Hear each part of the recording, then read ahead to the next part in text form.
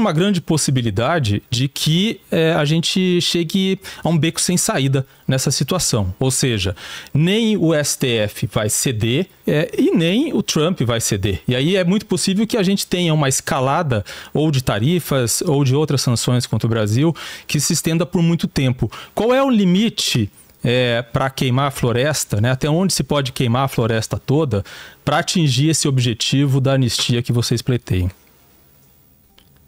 Haverá um momento em que vocês dirão, puxa vida, a gente foi longe demais, a gente iniciou esse processo aqui com as nossas conversas nos Estados Unidos e foi longe demais Não, eu só estou... preservar um sistema... Sim, e aí fomos... O dano à economia brasileira está sendo tão grande, tantos empregos foram perdidos. Estou imaginando aqui um cenário aqui de meses, né? O que vocês fariam quando isso acontecer, né? Quando chegar nesse ponto? Diogo, não se gera riqueza numa ditadura. Você está querendo dizer que você está querendo defender, né? Talvez até inconscientemente, não estou querendo colocar palavras na sua boca, mas você está fazendo uma defesa de um regime semelhante ao da Venezuela. Peraí. Eduardo. Não, isso eu não estou fazendo. Segundo o Departamento de Estado dos Estados Unidos, não é. Podendo voltar para o país, você vai ter colocando toda a riqueza do país para passar pelo governo.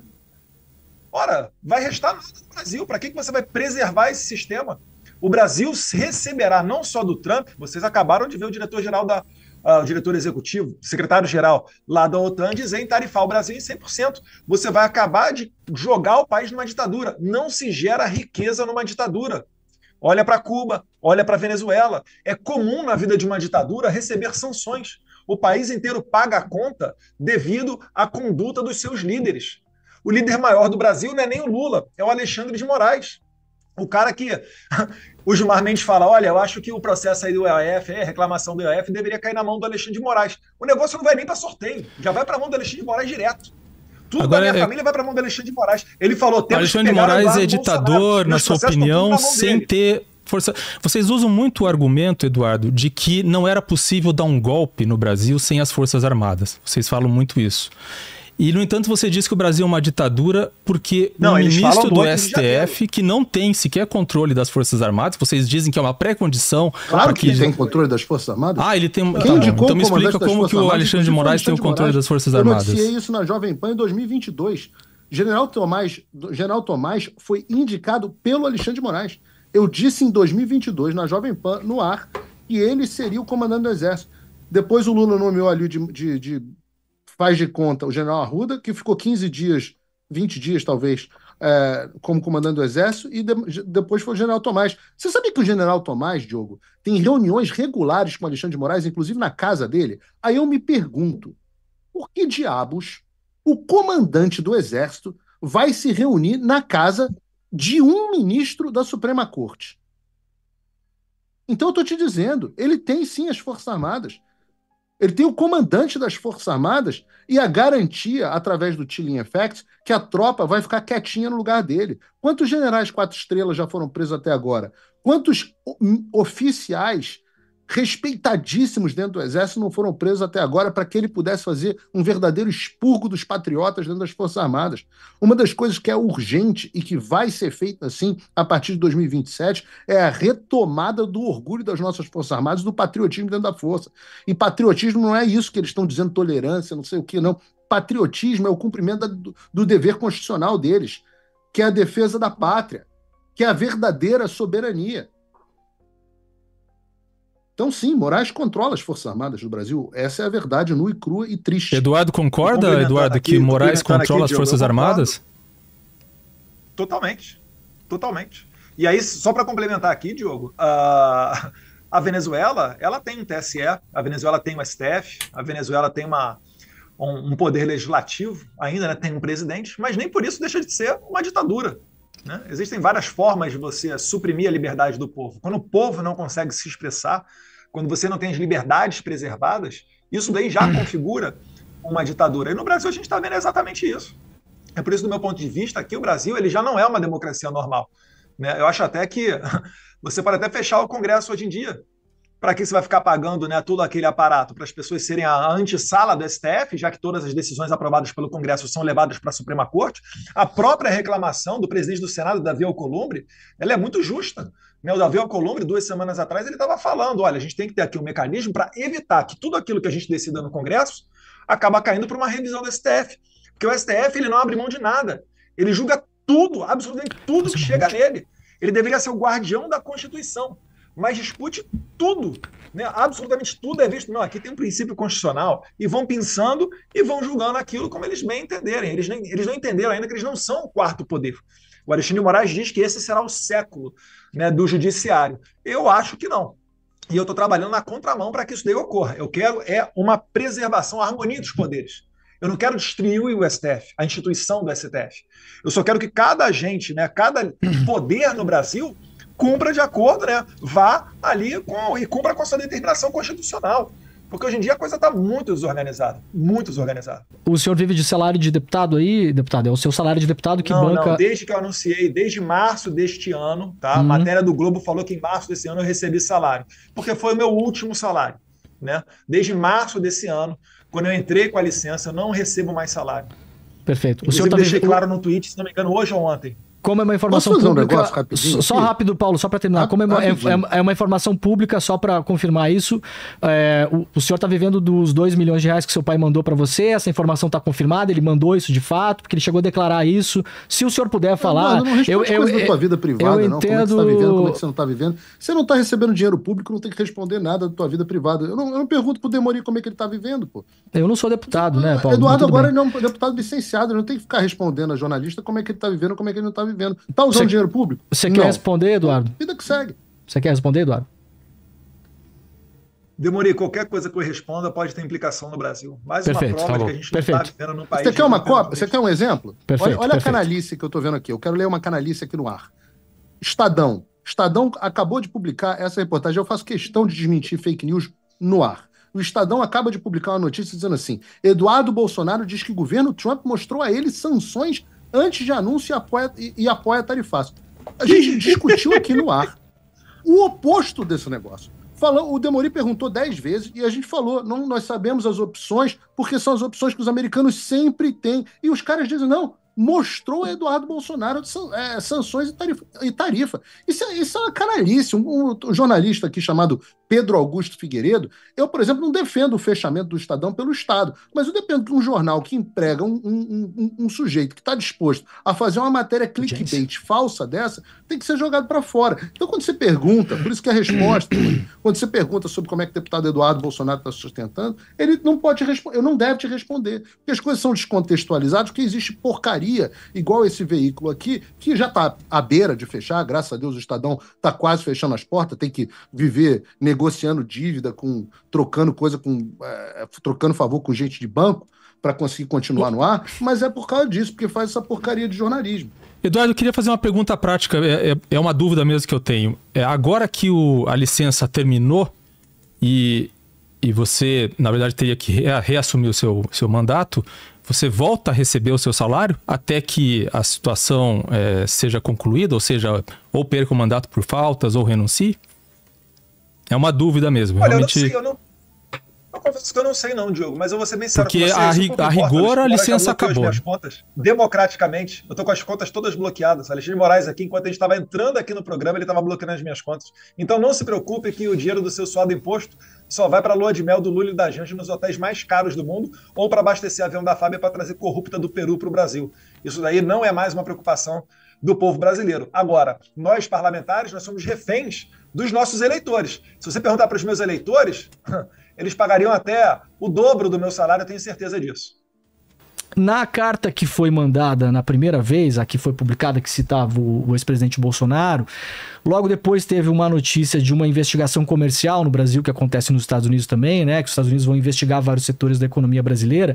Se a gente tirar a Vilela espuma do debate político e olhar bem o que está sendo pedido ali, o governo dos Estados Unidos ele cita, para além da questão do Jair Bolsonaro, várias coisas que são, na verdade, os interesses da economia americana no país. Tá expresso ali. Então, setor de madeira... Isso, seção de madeira, a parte dos dados aqui no Brasil, que os Estados Unidos reclamam que a gente não manda dados suficiente para eles, querem todos os nossos dados, né? É uma reclamação, tá escrito ali na investigação, né? A questão do etanol, que a gente taxa muito o etanol que vem dos Estados Unidos, então que eles querem que taxe menos para vender mais barato aqui, eventualmente penalizando os nossos produtores de etanol. A questão do Pix, porque a Master... Por que o Pix entrou? Isso que eu queria entender. O Pix entrou por uma questão muito simples, né? A gente tem aí os grandes operadores, né, do cartão de crédito. Eu até fiz uma conta aqui pra gente ter uma ideia. Estão perdendo muito dinheiro. Visa, Mastercard, WhatsApp Pay, PayPal, Stripe, todo mundo que quer essa grana toda. A gente tá falando de movimentação do Pix em 2024, uma movimentação só no ano passado, tá? De 26 trilhões de reais. Se você pegar, Vilela, eu fiz um cálculo rápido aqui. Se não existisse o Pix e a maquininha da Visa, da Elo, sei lá o que, cobrasse lá a média que cobra, né, que é 3% por transação dos comerciantes no Brasil, se em vez de usar o Pix, o brasileiro estivesse usando ainda só essas empresas, essa galera deixou de faturar 720 bilhões de reais no Brasil em 2024.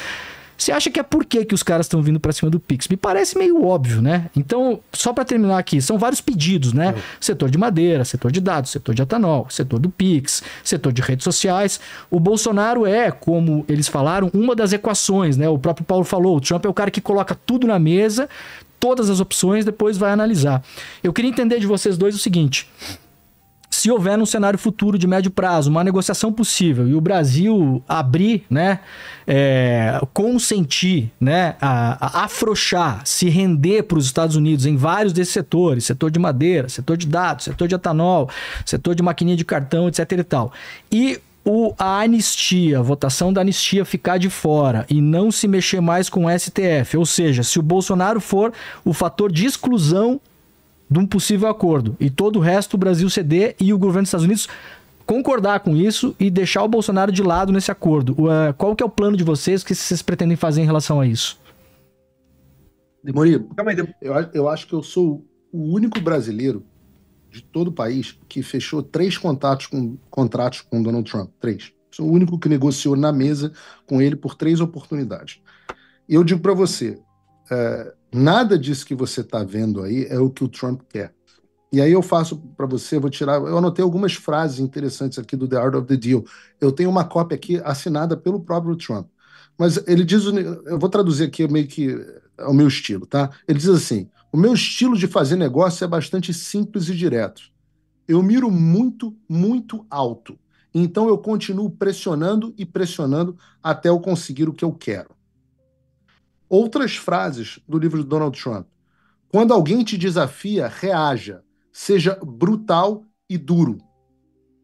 Outra frase do livro dele. Você não pode ter medo.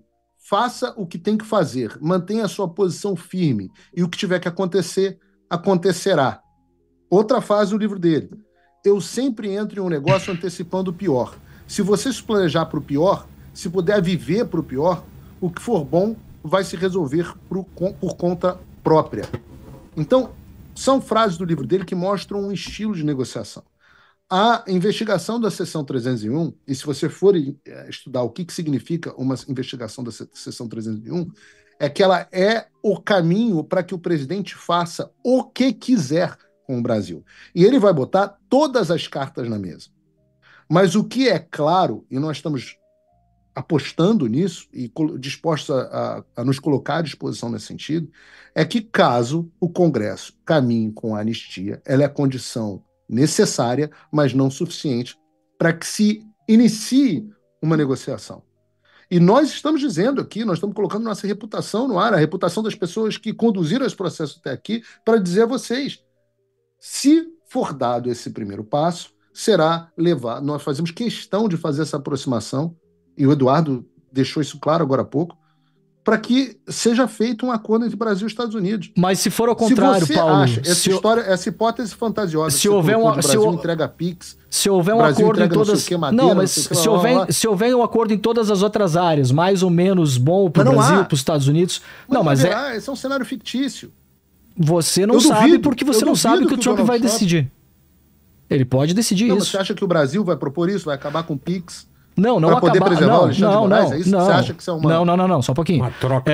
O que foi feito com China, com Canadá, com México, com Colômbia, sempre se chegou em um meio termo. A China abriu um pouco a questão das terras raras, mas manteve tarifas mais Trump queria na altas. China? O Brasil pode fazer uma negociação e abrir um pouco aqui, abrir um pouco lá, e a questão do Bolsonaro ficar de lado. Se isso acontecer, o que vocês farão?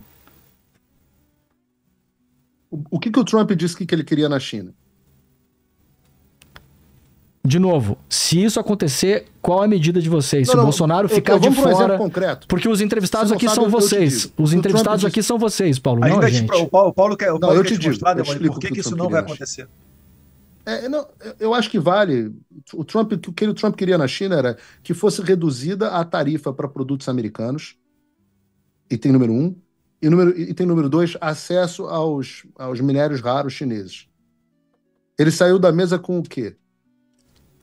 Acesso aos minérios raros chineses e redução da tarifa para produtos americanos.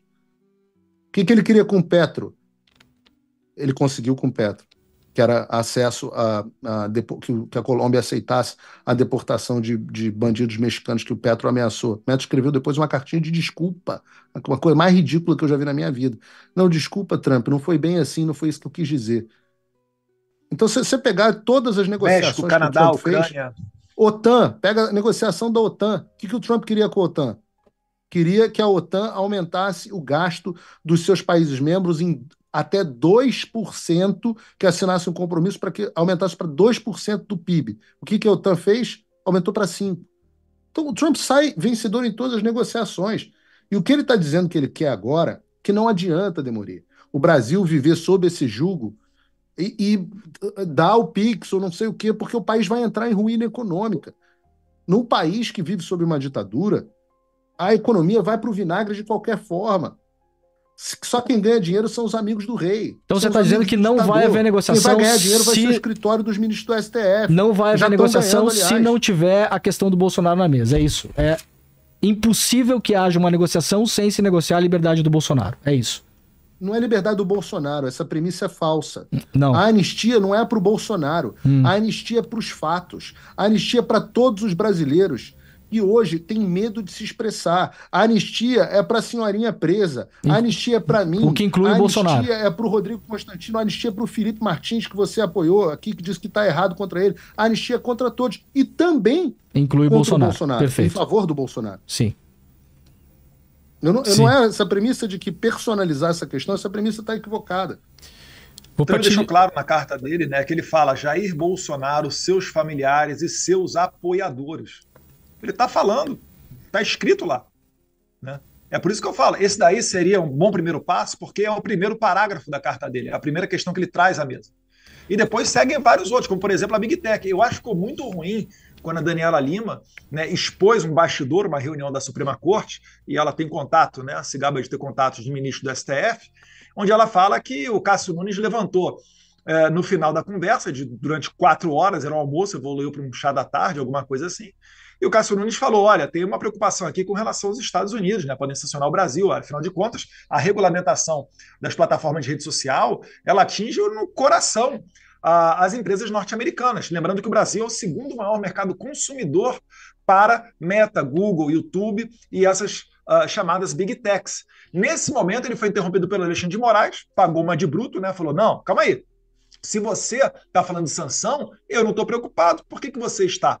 E depois invadiu, depois entrou no meio também o Gilmar Mendes. Daniela Lima fala, né, o decano, né, muito respeito, etc., fala, não, agora isso é uma questão aqui, nós temos que fechar a questão aqui no STF, etc., não aceitamos intromissão, e assim foi julgado a decisão do STF de regulamentar, fazer um novo modelo, onde o Brasil, talvez até o Xi Jinping esteja com inveja do Brasil, né, encomenda da Janja saiu melhor do que o pedido, onde o Brasil criou um novo modelo de censura, onde aqui você responsabiliza a plataforma por aquilo que os usuários postem.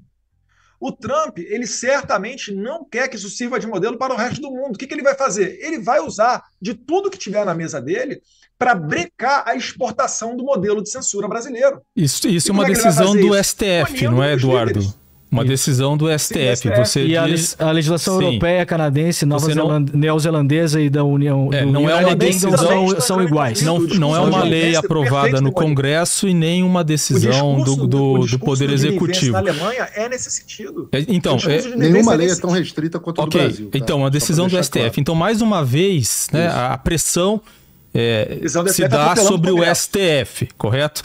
Porque você está falando de uma regulação que diz respeito às redes sociais, que partiu do STF, e também a questão do processo contra o Jair Bolsonaro, que também se dá no STF.